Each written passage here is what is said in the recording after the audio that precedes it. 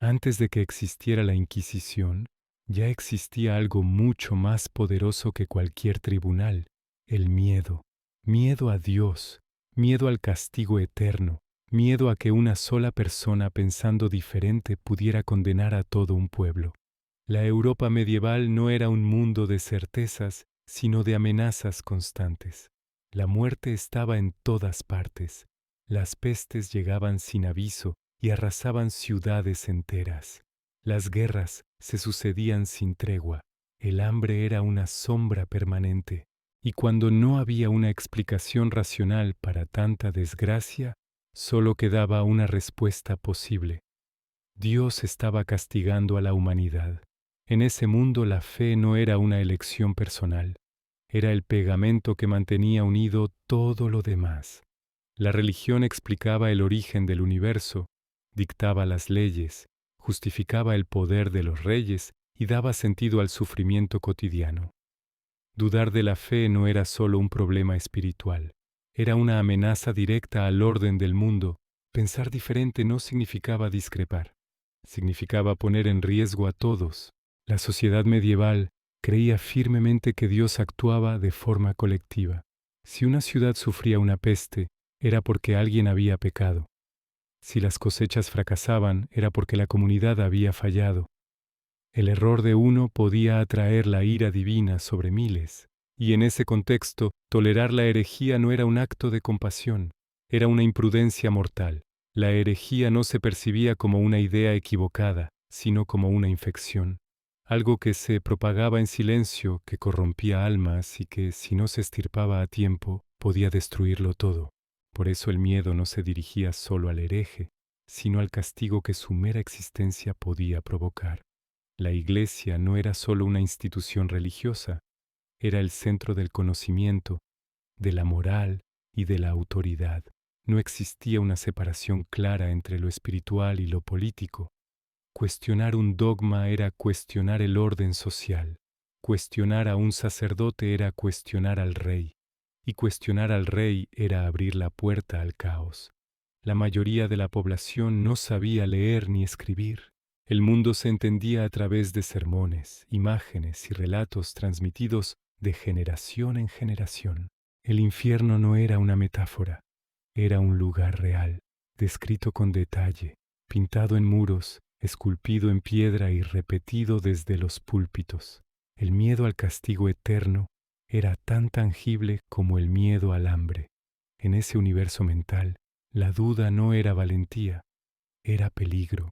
Cuando alguien se apartaba de la doctrina oficial, no se veía como un pensador independiente, sino como un riesgo colectivo. Un error tolerado podía desencadenar la desgracia.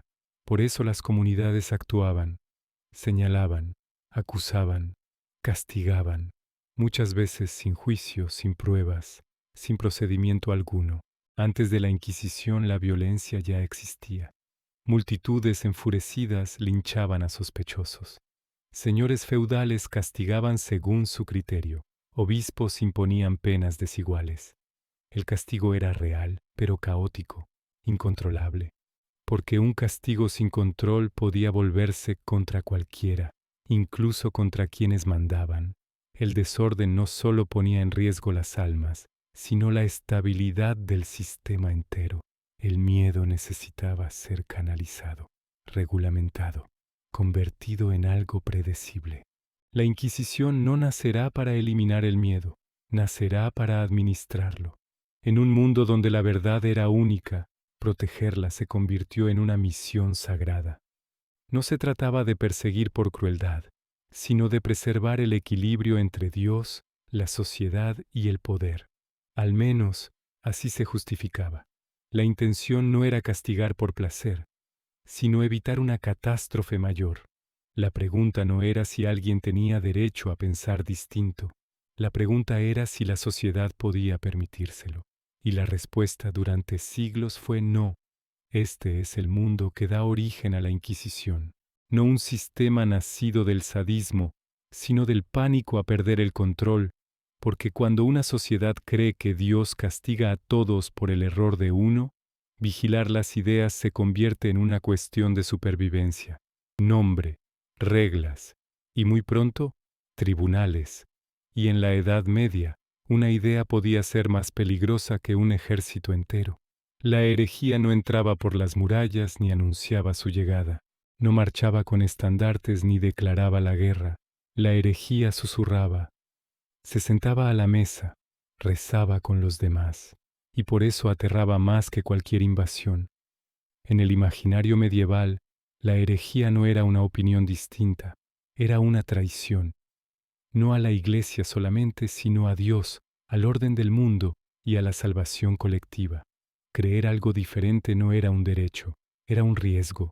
Un error doctrinal podía atraer el castigo divino sobre aldeas enteras, sobre reinos completos, y nadie estaba dispuesto a pagar ese precio.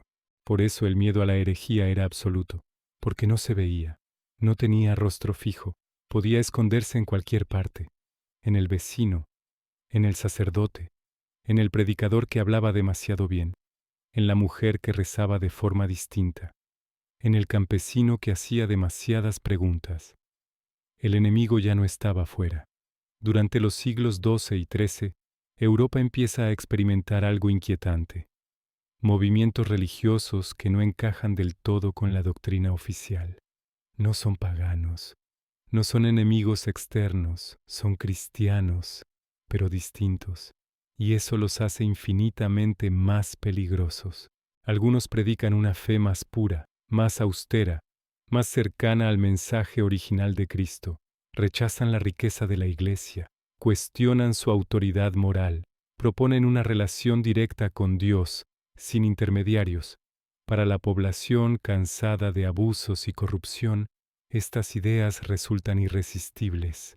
Para la Iglesia son una amenaza existencial. Si la Iglesia no es necesaria para salvar el alma, ¿para qué existe?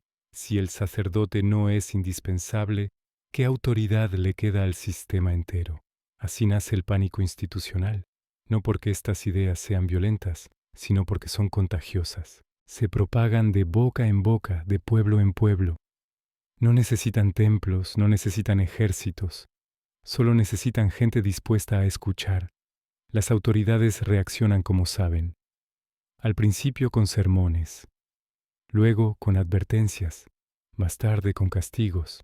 Pero el problema es que no hay un método claro. Cada obispo actúa a su manera.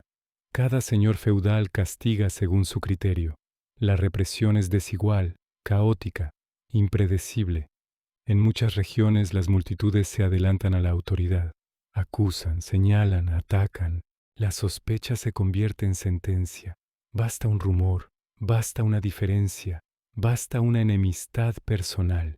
El concepto de herejía empieza a mezclarse con venganzas privadas, con luchas locales, con miedos colectivos descontrolados.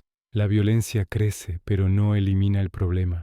Al contrario, cuanto más se castiga sin método, más se radicalizan las creencias, más mártires se crean, más se alimenta la sensación de que algo va mal en el corazón mismo de la cristiandad. Para la Iglesia la situación se vuelve insostenible, no solo porque hay herejes, sino porque no se sabe quién lo es realmente. Y cuando no hay criterios claros, cualquiera puede ser el siguiente. El poder entiende entonces una verdad incómoda. El miedo desordenado es peligroso incluso para quien manda. Perseguir sin reglas genera resentimiento, genera caos, genera dudas sobre la legitimidad del castigo. Y en una sociedad que vive de certezas absolutas, la duda es el mayor enemigo. La herejía, además, no es solo teológica, es política, porque quien cuestiona un dogma, tarde o temprano cuestiona una autoridad, y quien cuestiona una autoridad, abre la puerta a la desobediencia. El problema ya no es solo Dios, es el control. En este punto la represión espontánea deja de ser suficiente. Hace falta algo más sofisticado, más frío, más racional. Un sistema que identifique, investigue y castigue sin dejar lugar a la improvisación. Un mecanismo que convierta la sospecha en procedimiento y el miedo en herramienta de gobierno. No para acabar con la herejía.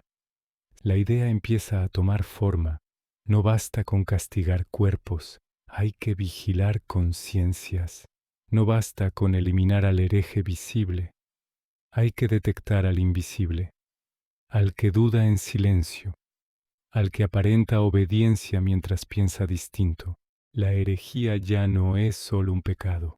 Y cuando una sociedad decide que las ideas pueden ser delitos, el siguiente paso es inevitable: crear un tribunal capaz de juzgarlas. La Inquisición no nacerá de la noche a la mañana, de esta obsesión por identificar al enemigo antes de que actúe, porque cuando el enemigo es invisible, y en el siguiente bloque ese miedo tomará una forma definitiva, con jueces. El día que las ideas empezaron a juzgarse como crímenes, la historia cambió para siempre. Hasta este punto, el miedo había sido difuso, la herejía existía, la violencia también, pero todo era irregular, caótico, imprevisible. Nadie sabía exactamente quién tenía autoridad para castigar, ni cómo, ni hasta dónde.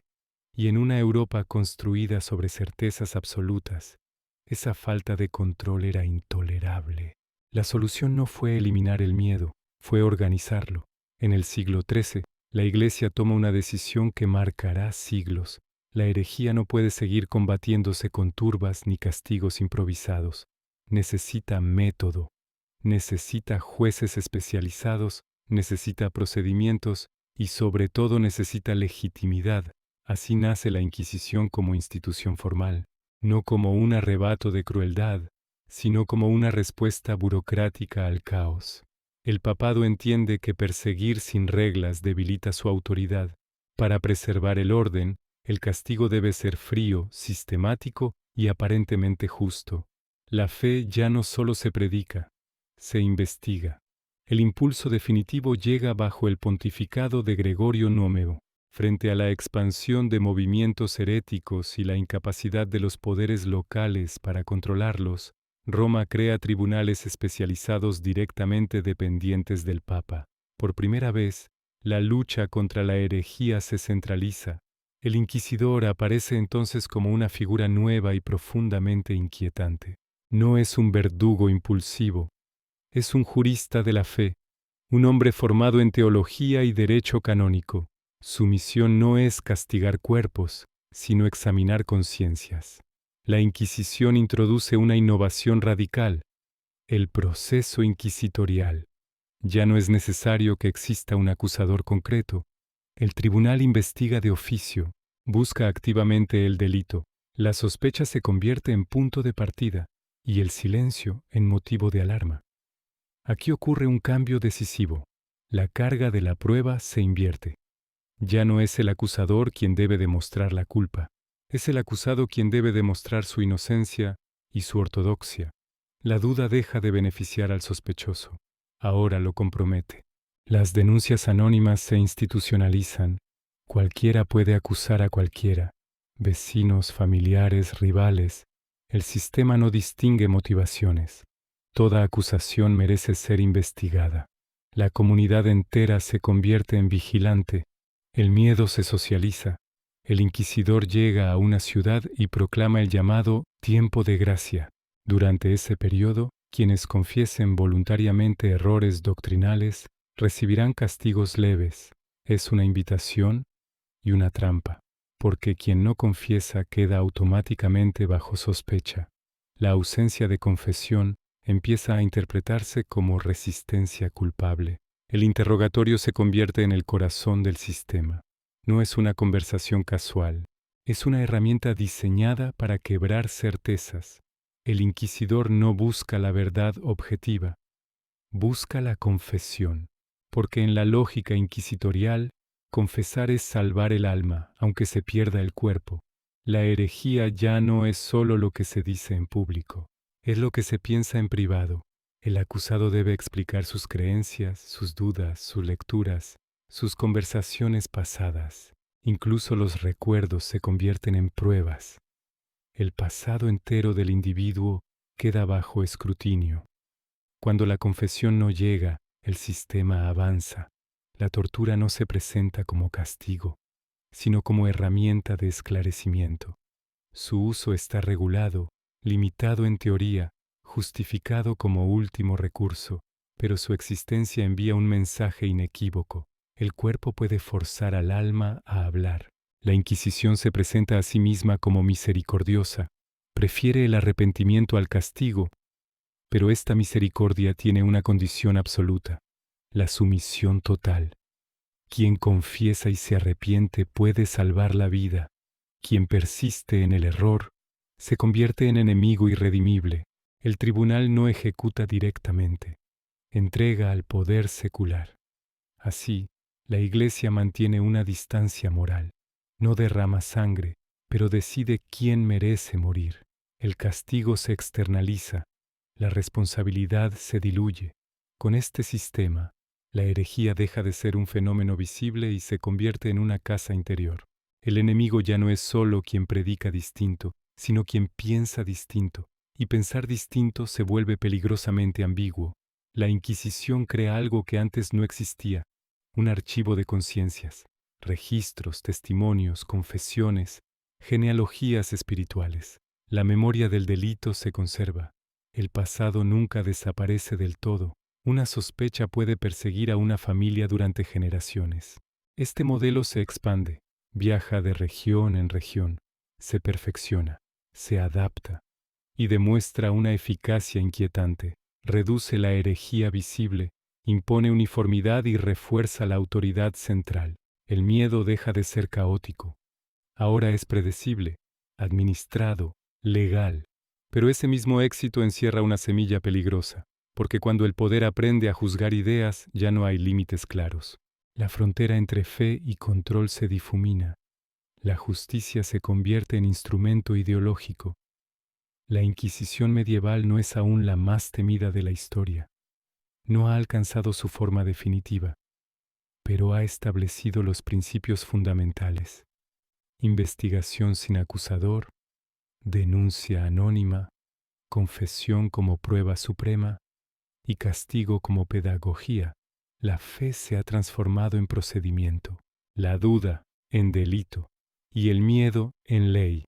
A partir de aquí, el sistema está listo para algo aún mayor, porque cuando el poder religioso demuestra su eficacia, el poder político no tarda en aprender la lección, y en el siguiente bloque, la Inquisición dará un paso decisivo, de tribunal espiritual a arma del Estado. La Inquisición no se convirtió en un monstruo cuando empezó a quemar cuerpos. Se convirtió en algo mucho más peligroso cuando empezó a servir al Estado. A finales del siglo XV, la península ibérica vive un momento decisivo. No es solo el final de una época medieval, sino el nacimiento de algo nuevo: el Estado moderno. Un poder que ya no quiere compartir autoridad con la nobleza, con las ciudades, ni siquiera con la Iglesia. Un poder que quiere ser único, central y obedecido. Ese poder tiene nombres propios: Isabel I de Castilla y Fernando II de Aragón.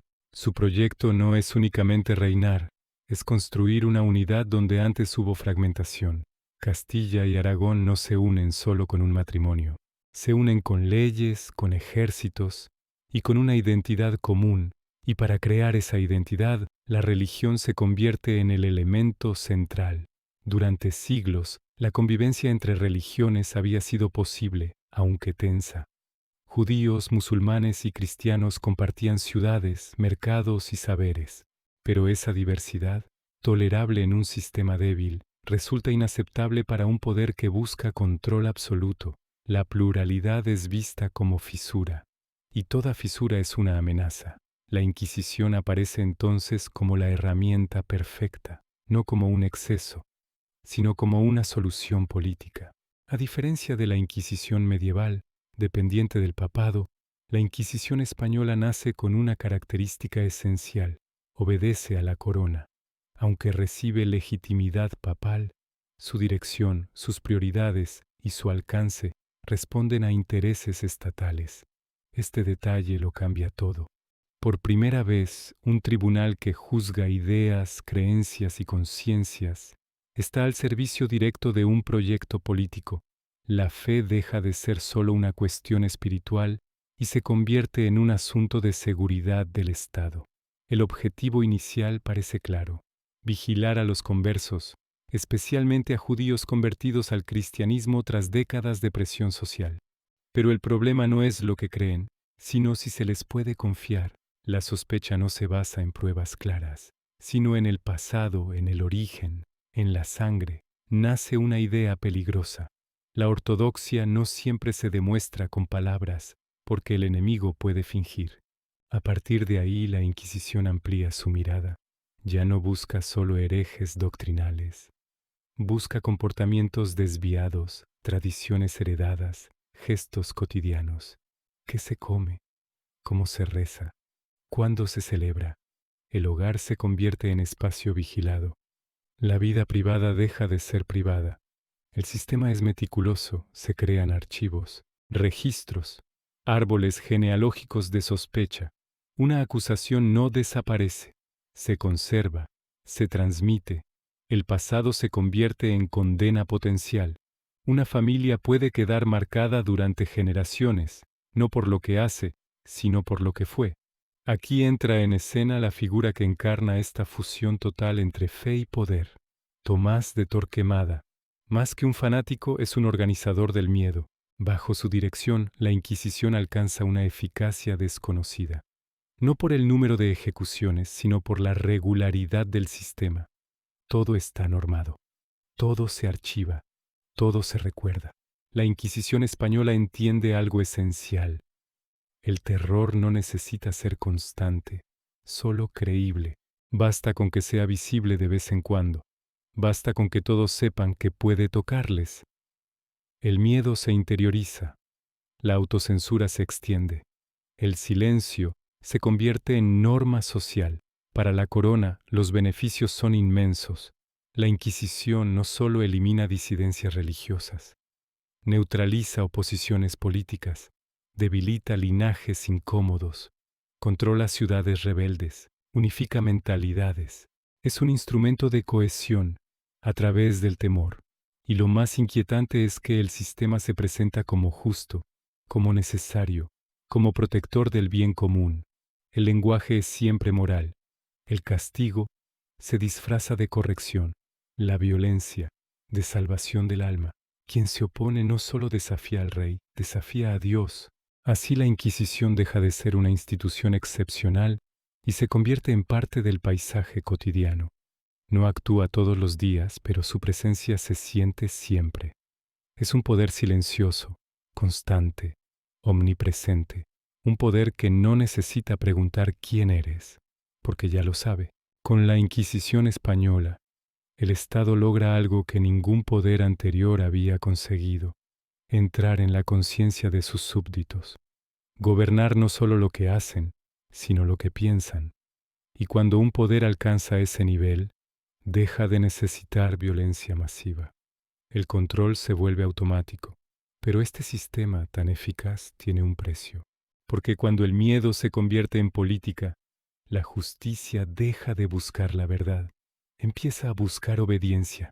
Y en el siguiente bloque entraremos justo ahí, en el interior del mecanismo, en lo que ocurría cuando alguien era señalado, cuando una denuncia anónima llegaba al tribunal, cuando una puerta se cerraba y comenzaba el proceso. La Inquisición no necesitaba gritar, no necesitaba matar deprisa. Había aprendido algo mucho más eficaz: cómo quebrar a alguien paso a paso y llamar a eso justicia. El poder de la Inquisición no estaba en la hoguera, sino en lo que ocurría antes de ella, en el proceso, en el tiempo, en la espera, en la duda constante. El castigo final era solo la última escena de una obra que empezaba mucho antes, casi siempre en silencio. Todo comenzaba con una denuncia. Una sola frase bastaba. No había que firmarla, no había que demostrarla. Bastaba con insinuar que alguien había rezado de forma extraña, que había guardado una costumbre heredada, que había evitado comer ciertos alimentos, que había pronunciado palabras antiguas. El sistema no preguntaba por qué se denunciaba. No le importaba si detrás había miedo, envidia, venganza o simple supervivencia. La acusación, una vez escrita, se volvía verdad potencial. Desde ese momento el acusado dejaba de ser una persona. Se convertía en un expediente. La Inquisición no actuaba con prisa, investigaba en silencio, recopilaba testimonios fragmentarios, llamaba a vecinos, criados, antiguos amigos. No se les preguntaba si el acusado era culpable. Se les pedía que recordaran detalles, gestos, frases, rutinas. El pasado se reconstruía como un mosaico incompleto que inevitablemente terminaba pareciendo sospechoso, porque cuando se busca herejía siempre se encuentra algo. El acusado no sabía nada de esto. Seguía con su vida mientras el proceso avanzaba en la sombra, y cuando finalmente llegaba la detención, casi siempre era repentina, sin aviso, sin explicación. La incertidumbre empezaba en el primer instante. La cárcel inquisitorial no estaba diseñada para castigar el cuerpo, sino para desestabilizar la mente. No era una mazmorra caótica, sino un espacio controlado, aislamiento, silencio, tiempo indefinido. No saber cuánto duraría el encierro era parte del tormento. El prisionero no tenía calendario, ni noticias, ni referencias claras. El tiempo se diluía. La identidad empezaba a erosionarse. El primer interrogatorio rara vez era violento. Al contrario, era aparentemente razonable. El inquisidor hablaba con calma, preguntaba con precisión, invitaba al acusado a contar su vida, sus creencias, su historia. No buscaba hechos concretos, buscaba contradicciones, porque una contradicción, por pequeña que fuera, justificaba seguir avanzando. El acusado no sabía qué sabían de él. Cada respuesta podía ser un error. El sistema estaba diseñado para que la defensa fuera imposible. No conocer la acusación exacta, no conocer al acusador, no conocer las pruebas. La verdad objetiva no importaba. Importaba encajar en la ortodoxia, y cualquier desviación, incluso involuntaria, podía interpretarse como culpa. La confesión se presentaba como salida, como alivio, como salvación. Confesar era admitir que el tribunal tenía razón, que el error existía, que el sistema funcionaba. Por eso la confesión era recompensada, a veces con penas menores, a veces con la vida. Resistir, en cambio, era peligroso. Cuando el acusado insistía en su inocencia y el tribunal consideraba que había indicios suficientes, se autorizaba la tortura, no como castigo, sino como herramienta. Así se justificaba. El dolor no era venganza, era un medio para llegar a la verdad, una verdad que ya se había decidido. La tortura tenía reglas, límites, formalidades. Eso la hacía más aterradora, no menos. El tormento no era un arrebato, era un procedimiento, frío, metódico, registrado. El cuerpo se convertía en campo de prueba, la mente en territorio a conquistar. El objetivo no era matar, era quebrar, y cuando la confesión llegaba, debía repetirse después sin dolor. Si el acusado confirmaba lo dicho, la confesión era válida.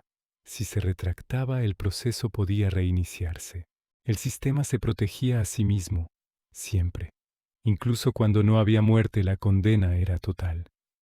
Confiscación de bienes, ruina económica, pérdida del honor, estigmatización social. La familia heredaba la mancha, los hijos crecían bajo sospecha. El pasado nunca desaparecía del todo. La Inquisición no castigaba solo a individuos, castigaba linajes. Los archivos eran su arma más poderosa. Todo se escribía, todo se conservaba. Una acusación antigua podía resurgir décadas después. Una confesión olvidada podía condenar a un nieto. La memoria institucional no perdonaba. Y lo más devastador era que el sistema funcionaba incluso cuando no actuaba. Bastaba con su posibilidad. Bastaba con saber que una palabra mal dicha podía activar la maquinaria, que una costumbre heredada podía convertirse en prueba, que un vecino asustado podía denunciar para salvarse. La Inquisición logró algo extraordinariamente eficaz. No necesitó vigilar a todos, logró que todos se vigilaran a sí mismos. La autocensura se volvió norma, el silencio, prudencia, la fe, apariencia. La sociedad aprendió a sobrevivir ocultando partes de sí misma. El miedo dejó de ser externo, se volvió interior. Pero todo este proceso, por oscuro que fuera, tenía un momento culminante, un instante en el que el secreto se rompía y el poder se mostraba sin máscaras. Un ritual público donde el castigo se convertía en lección colectiva, porque la Inquisición no solo necesitaba corregir, necesitaba enseñar.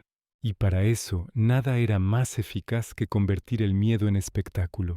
La Inquisición no se consolidó en las cárceles, se consolidó en las plazas. Hasta ahora el poder había actuado en silencio. Denuncias, interrogatorios, confesiones arrancadas en habitaciones cerradas. Pero todo sistema basado en el miedo necesita un momento de exhibición, un instante en el que la autoridad se muestre sin ambigüedades, un ritual que enseñe a todos lo que ocurre cuando alguien cruza la línea. Ese ritual fue el auto de fe. El auto de fe no era una ejecución improvisada ni un estallido de violencia popular, era una ceremonia cuidadosamente planificada, un acto político, religioso y social. Un teatro del poder en el que cada gesto, cada palabra y cada silencio tenían un significado preciso.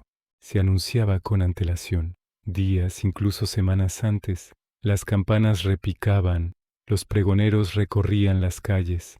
La ciudad entera sabía que algo importante iba a ocurrir y acudía, no obligada, sino atraída, porque el auto de fe no solo provocaba miedo, también despertaba curiosidad, solemnidad y una sensación de participar en algo trascendental. La plaza se llenaba, autoridades civiles y religiosas ocupaban lugares destacados. El clero, los representantes del poder, los notables de la ciudad, todo el orden social estaba allí, perfectamente visible. El mensaje era claro. La Inquisición no actuaba sola. Actuaba con el respaldo de todo el sistema. Los condenados aparecían en procesión, vestían el San Benito, una prenda infamante que hacía visible la culpa. Sus cuerpos hablaban antes que sus bocas. Algunos caminaban abatidos, otros rezaban, algunos miraban al suelo, otros buscaban rostros conocidos entre la multitud. Cada gesto era observado, juzgado. El sermón abría la ceremonia. No era un discurso cualquiera. Era una lección moral. Se hablaba del pecado, del peligro de la herejía, de la misericordia divina y de la necesidad del castigo. El lenguaje era siempre pedagógico. El objetivo no era solo condenar al acusado, sino advertir al espectador. El auto de fe no estaba diseñado para los herejes. Estaba diseñado para los que aún no lo eran. Luego llegaba la lectura de las sentencias, una por una, con voz solemne, sin prisas. El tiempo se estiraba. Cada condena era una historia ejemplar. Algunos eran reconciliados, otros castigados con penas públicas, otros entregados al brazo secular para la ejecución final. La Iglesia mantenía así una distancia simbólica. No mataba, decidía. El castigo último se delegaba, pero la autoridad moral permanecía intacta. El sistema se protegía incluso en el momento más brutal. Cuando llegaba la hoguera ya no había sorpresa. El proceso había preparado a la multitud. El condenado ya había sido despojado de su humanidad mucho antes. El castigo final no era un acto de furia, sino de confirmación. La herejía había sido detectada, juzgada y eliminada. El miedo se grababa en la memoria colectiva. Pero lo más importante del auto de fe no era la muerte, era la enseñanza. La plaza se convertía en aula, el castigo en lección. Cada espectador salía sabiendo exactamente qué comportamientos evitar, qué palabras callar, qué dudas ocultar. El auto de fe transformaba el terror en consenso, porque cuando el castigo se vuelve ritual, deja de parecer arbitrario, parece necesario. La comunidad participaba, no solo como testigo, sino como parte del acto. Asistir legitimaba, mirar en silencio confirmaba. El miedo se compartía, y al compartirse se normalizaba. La violencia dejaba de ser excepcional, se integraba en la vida social. Tras el auto de fe, la ciudad no estallaba en caos, volvía a la normalidad. Esa era la verdadera victoria del sistema, demostrar que el orden podía mantenerse incluso después de la muerte pública. que la sociedad seguía funcionando, que el sacrificio había valido la pena. La Inquisición entendió algo esencial: no hacía falta castigar a muchos, bastaba con castigar bien. El recuerdo del auto de fe duraba años, se contaba, se transmitía, se convertía en advertencia para nuevas generaciones. El miedo no necesitaba renovarse constantemente, se heredaba. Pero este sistema, tan eficaz como brutal, también generó algo inesperado: mitos, exageraciones, leyendas negras y silencios interesados.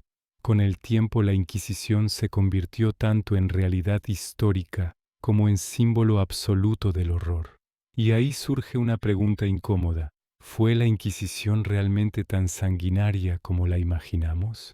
¿O su verdadero poder estuvo en algo más profundo que la muerte? En el siguiente bloque entraremos en ese terreno. Separaremos mito de realidad, víctimas reales de exageraciones interesadas, y veremos quiénes fueron perseguidos y por qué. Porque entender la Inquisición no es solo recordar su violencia, es comprender cómo logró durar siglos. Cuando un sistema dura siglos, deja víctimas. Cuando además se convierte en símbolo, deja también exageraciones, silencios y propaganda. Hablar de la Inquisición es hablar de personas concretas, de hombres y mujeres con nombres, familias y miedos, pero también es hablar de cifras, de comparaciones incómodas y de relatos construidos con intención política. Para entender su impacto real hay que caminar por una línea estrecha. No minimizar el daño, pero tampoco deformarlo. Las víctimas de la Inquisición no fueron un grupo único ni homogéneo. No todos murieron en la hoguera. No todos fueron torturados. No todos fueron acusados por lo mismo. La Inquisición persiguió sobre todo desviaciones del orden dominante. Y ese orden cambió con el tiempo.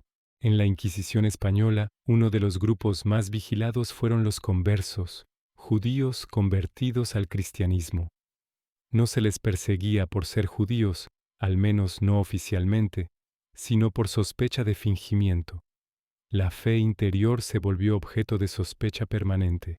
La acusación no era «crees otra cosa», sino «no creemos que creas lo que dices creer». Esto generó una forma de persecución especialmente cruel: la sospecha hereditaria. No importaba lo que hiciera una persona, importaba de dónde venía. El pasado familiar se convertía en prueba, el linaje en condena potencial. La Inquisición no solo vigilaba individuos, clasificaba memorias. Los musulmanes convertidos, los llamados moriscos, también fueron objeto de control creciente, especialmente tras la caída de Granada. Al principio se prometió tolerancia. Con el tiempo la sospecha ganó terreno. Las costumbres culturales se reinterpretaron como herejía. La diferencia dejó de ser identidad y pasó a ser delito. Los protestantes, aunque numéricamente pocos en España, fueron perseguidos con dureza simbólica. La reforma protestante representaba algo intolerable para el sistema: la posibilidad de que la fe pudiera existir fuera del control institucional. Aunque no hubo una gran masa protestante, los procesos contra ellos fueron ejemplarizantes. El mensaje era claro: la disidencia doctrinal no tendría espacio. Las mujeres ocuparon un lugar ambiguo. No fueron el principal objetivo de la Inquisición española, a diferencia de otros tribunales europeos, pero sí fueron vulnerables cuando se salían de los roles esperados. Místicas, curanderas, mujeres con autoridad espiritual o saberes tradicionales podían convertirse en sospechosas, no tanto por brujería sistemática, sino por desobediencia simbólica. Llegamos entonces a la pregunta inevitable: ¿cuántos murieron realmente? Las cifras han sido manipuladas durante siglos. Durante mucho tiempo se habló de cientos de miles, incluso millones. Hoy sabemos que esas cifras no se sostienen históricamente. Los estudios basados en archivos indican que las ejecuciones fueron decenas de miles, no millones. Una cifra brutal, pero muy distinta a la imagen apocalíptica popular. Pero aquí está la trampa de las cifras. Reducir el impacto de la Inquisición a ejecutados es falsear la experiencia real. porque el castigo no siempre fue la muerte, fue el miedo, la humillación pública, la confiscación de bienes, el destierro, la ruina social, la marca imborrable sobre familias enteras. Una absolución no borraba la sospecha. Una condena no terminaba con la sentencia. La Inquisición fue menos letal que otros sistemas contemporáneos, pero infinitamente más invasiva. Comparada con otros tribunales europeos, la Inquisición española ejecutó menos por brujería que muchos estados protestantes. Esto no la hace benigna, la hace distinta.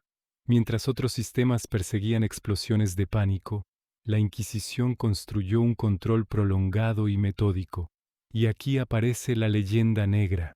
Desde el siglo XVI, las potencias rivales de España, especialmente en contextos protestantes, utilizaron la Inquisición como arma propagandística.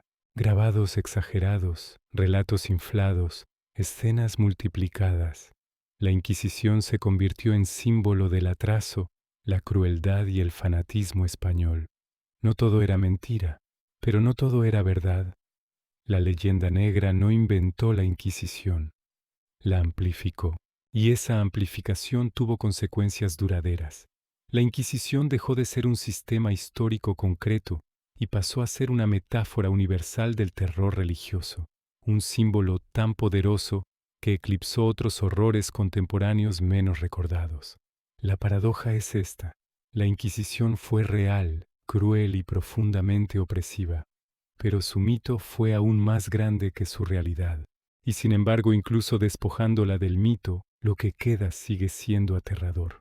Porque su mayor daño no está en las cifras, sino en el precedente que dejó.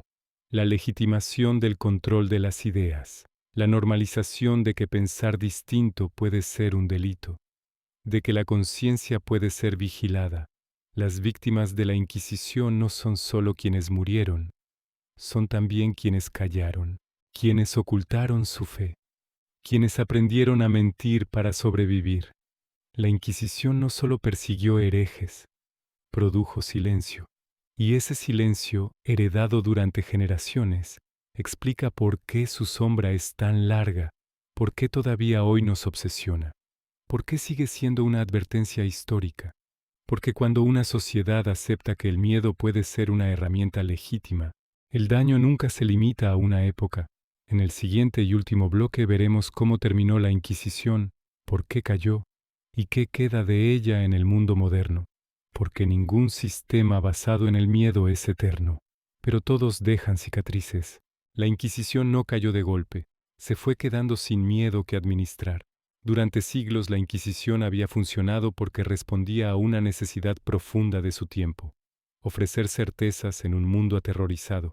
Pero los mundos cambian, y cuando cambian las preguntas, los viejos sistemas empiezan a parecer absurdos o insoportables. A partir del siglo XVIII, algo empieza a resquebrajarse. No es una revolución inmediata, es una erosión lenta, silenciosa, persistente. Una nueva forma de pensar comienza a expandirse por Europa: la Ilustración, y con ella una idea radicalmente peligrosa para cualquier inquisición: la razón como árbitro último. Los ilustrados no atacan solo a la Inquisición, atacan el principio que la sostiene, la idea de que una autoridad puede decidir qué se debe pensar. Proponen algo impensable durante siglos: que la verdad no necesita ser impuesta con miedo, que la fe, si es verdadera, no requiere hogueras para sobrevivir.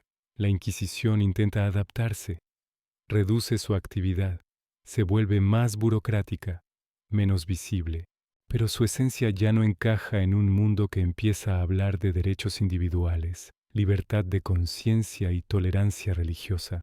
El miedo deja de ser consenso, empieza a ser escándalo. Las monarquías también cambian. El absolutismo comienza a mostrar grietas. Surgen movimientos liberales, constituciones, parlamentos. La soberanía ya no reside únicamente en Dios y el rey, sino, al menos en teoría, en los ciudadanos. En ese nuevo marco, un tribunal que juzga ideas resulta incompatible. En España, la Inquisición sobrevive más por inercia que por convicción. Es suspendida, restaurada, reformada, debilitada. Cada regreso es más corto que el anterior. Cada intento de reactivarla provoca más rechazo que obediencia. Finalmente, en 1834, la Inquisición es abolida definitivamente.